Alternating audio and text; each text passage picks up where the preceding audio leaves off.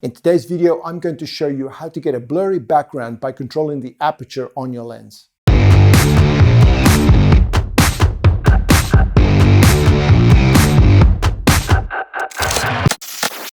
Hey everyone, and thank you for tuning in. Today, I'm going to show you how to get those blurry backgrounds that you see in some photographs by using a thing called the aperture.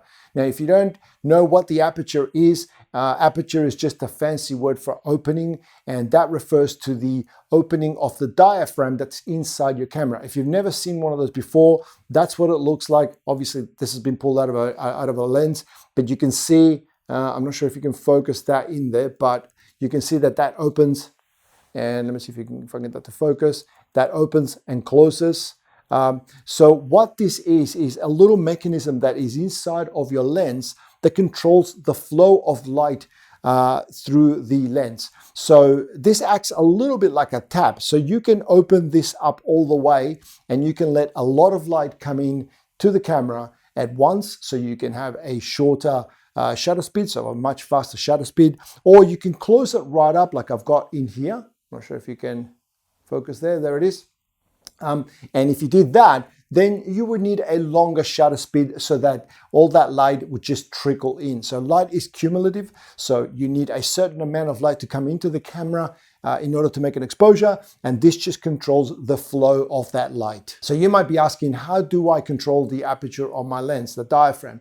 And that's done by changing the f-stop value. You would have seen in a camera, you can change things such as the ISO, the aperture speed, and there is another setting there called the f-stop. And the f-stop has some funky numbers. So you would have seen something maybe like 2.8, f5.6, f8, f11, that sort of thing. And that refers to the opening or the size of the opening in your lens. So something like an f2.8 means that the lens is typically wide open, and then something like an f11 or f16 that's closed down a little bit more to restrict the amount of light that's coming in through the lens. Now, when you change the f-stop value in your lens, as this opens up and closes, there is a second effect that takes place, and that is to do with depth of field. Now, if you don't know what depth of field is, it is the area that is considered to be in focus. So when you focus on something with your camera, there's going to be a bit of an area in front of the subject as well as behind the subject that is going to appear in focus. And that area there is called your depth of field. And the depth of field can actually increase or decrease depending on the value that you assign to your aperture. Now, this is all going to sound really confusing. So what I've done is I've got a little setup over here, and I'm going to show you exactly what it is that I'm talking about.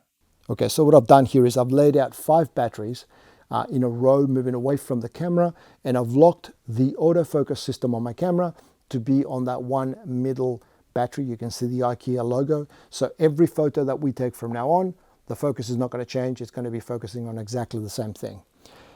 Now, as I progress through these photographs, and I'll put the values of the shutter speed and the f-stop on the screen, you're going to notice the area of focus is going to change. This is the depth of field.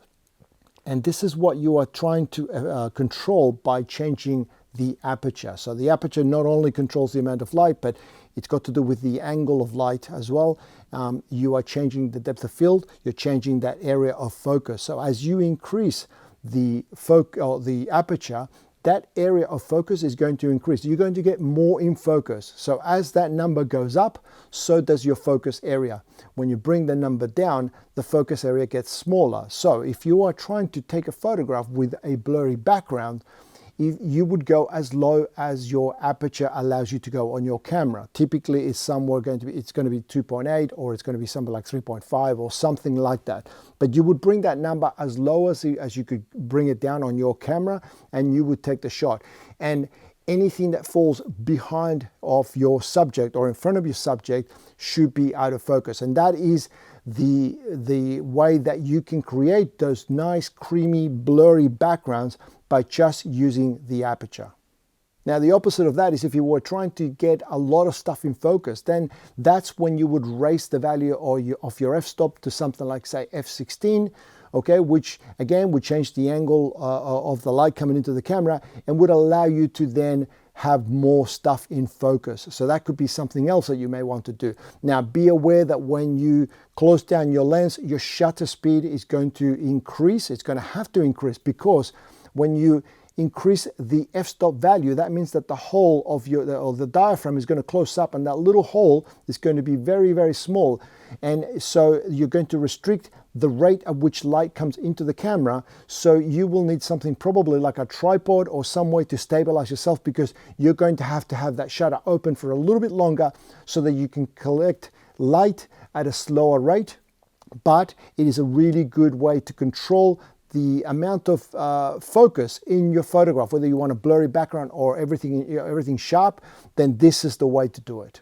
So that's it. Now you know exactly what to do to get that nice, creamy, out of focus background that you see in so many photos without having to use Photoshop or any other preset. Now, if I could just remind you to please don't forget to click the like button if you enjoyed watching this video or you found it useful. It really helps me out because it's confirmation to me that I'm making the kind of videos that you enjoy watching, and also it helps with the ranking, because the more people that click on that button, the more the video gets shown to other people. And another thing, please don't forget to visit ministryoffphoto.com. That's where you're going to find a link to all of my videos. There's tutorials in there, reviews, as well as some free downloads, the whole blog section in there as well. It's completely free, so make sure you go check it out. And of course, don't forget to subscribe to the channel if you haven't already. I make videos like this to help you with your photography once or twice a week, so if you don't want to miss out on any videos, click the subscribe button and also hit that little notification bell. That way you'll be notified every time I upload a new video. So that's it. I hope you enjoyed this video. I want to thank you very much for watching, and I will see you in the next video.